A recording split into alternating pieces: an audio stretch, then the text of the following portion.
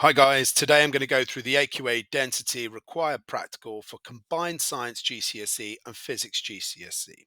Now this is the required practical activity 5 if you're doing physics GCSE and required practical activity 17 if you're doing combined science GCSE, but it's the same for both.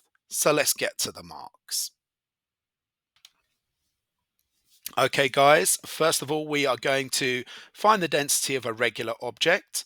And I'm going to need to use the equation density equals mass divided by volume. You should know this one off by heart, but you may have it on your physics equation sheet. Here's my regular object.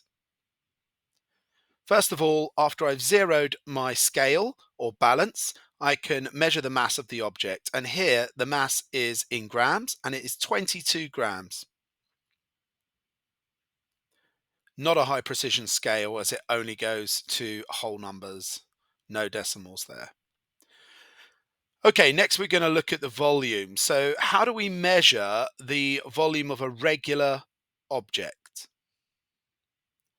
Well, we can do width times height times depth. So width times height times depth. And if we look at the width here, it's 6 centimeters. So next we're going to try and find the height. And let me just show you this a bit more clearly. That's 2 centimeters. You might be able to see that a bit more clearly there. That's 2 centimeters. And now we're going to look at the depth. And it's 1 centimeter for the depth. And if I times centimeter by centimeter by centimeter, I get cubed. So 6 times 2 times 1, I have 12 centimeters cubed. So what is the density? Well, I'm going to take the 22 grams, divide it by 12 centimeter cubed. So this is where we use our calculator, as you should always have a scientific calculator when doing science. So 22 divided by 12. We've got 1.83 recurring. I'm just going to round that to 1.83, and that's grams per centimeter cubed. The units for density actually tell you the equation. Mass over volume, grams over volume. Brilliant. So you would probably here score a mark for calculating the mass, for knowing the equation to calculate volume, weight times height times distance, times depth, sorry.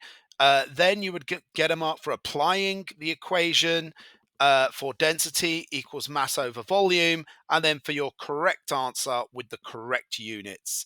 Also, make sure you mention that you used a ruler to measure the width, the height, and the depth. Okay, guys, the summary for finding out the density of the regular solid. So make sure you measure the mass. That will score you a mark. On a scale or a balance, might score you the second mark.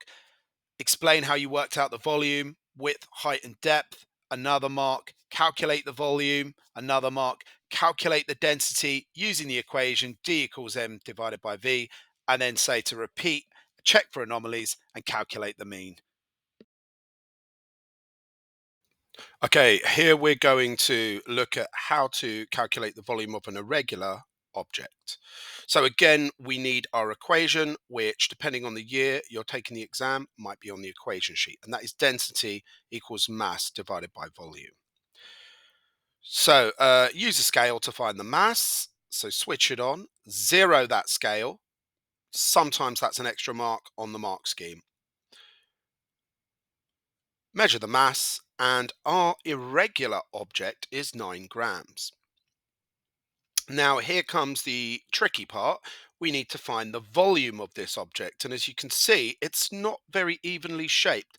So I'm not going to be able to do width times depth times height. It's just going to be impossible to do that with a ruler. So how do we actually work out the volume? Well, we use something called the displacement method. And here we can fill a measuring cylinder with water, and as long as we record how much water we've put into the measuring cylinder, make sure you measure the water at eye level to take into account something called the meniscus.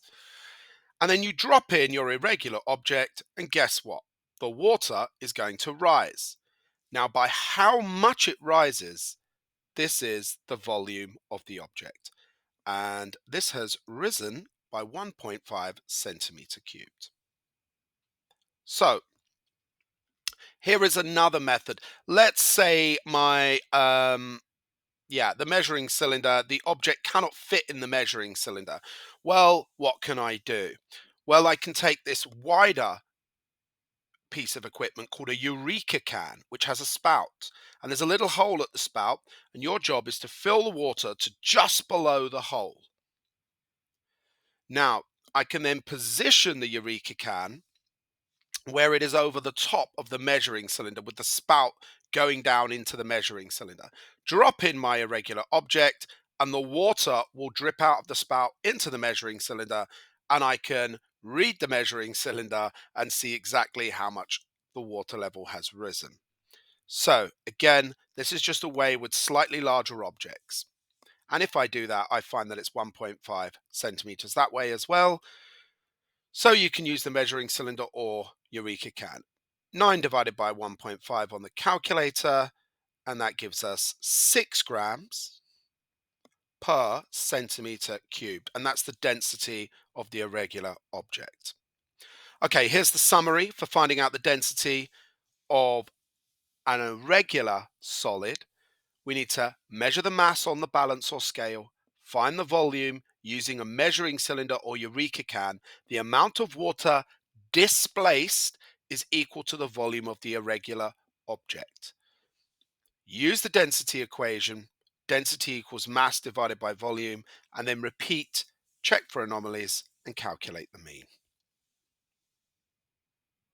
Okay, one extra thing that's not part of the required practical, but earlier we measured the density of our white eraser or rubber, and we found it to be 1.83 grams per centimeter. Well, the density of water is 1 gram per centimeter. So what's going to happen if a more dense object enters water?